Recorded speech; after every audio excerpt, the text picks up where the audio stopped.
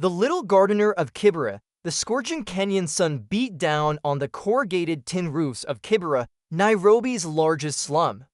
For 8-year-old Nya, life was a daily struggle. Her family, like most in Kibera, faced poverty, and fresh food was a luxury. Nya, however, had a secret dream, a lush green garden. People scoffed. "Nothing grows here but dust and despair," old Mr. Odongo would grumble. The soil was compacted, water scarce, and space almost non-existent. But Nya was determined. She'd seen pictures of vibrant gardens in a discarded magazine, and her heart ached for that beauty, for that life. Her first attempts were disheartening. Seeds she scavenged from market scraps either withered in the heat or were washed away by the infrequent, violent rains that turned Kibera's pathways into muddy rivers. Her tiny hands were calloused, her small back ached, but her spirit remained unbroken. One day, she noticed a broken plastic basin discarded near a communal tap. An idea sparked. She painstakingly cleaned it, then, using a sharpened piece of scrap metal, poked small holes in the bottom for drainage. Next came the challenge of soil. The ground was to pour.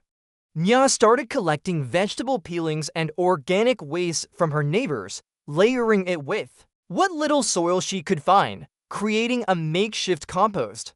It was slow, smelly work, and some children teased her, calling her Nya the rubbish collector, but she ignored them, her eyes fixed on her goal. Water was the biggest hurdle. The communal tap often ran dry, and when it flowed, the queues were long and arguments frequent.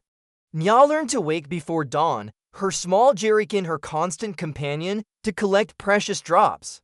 She reused every bit of water, washing her hands over her basin garden. Slowly, miraculously, tiny green shoots poked through her carefully tended soil. First, some hardy spinach, then a tomato plant, nurtured from a squashed fruit she'd found. The sight filled her with an almost painful joy. She protected her tiny plants fiercely, shielding them from the harsh sun with a tattered piece of cloth and guarding them against hungry goats that roamed the narrow alleyways. As her plants grew, so did the curiosity of her neighbors. The same Mr. Odongo, who had scoffed, now peered over her fence, a rare smile gracing his lips. Other children stopped teasing and started asking questions. Nya, no longer just Nya the rubbish collector, became Nya the little gardener. Her first harvest was meager, a few handfuls of spinach and 3 small, imperfect tomatoes. But to Nya and her family, it was a feast. More importantly, it was a symbol of hope.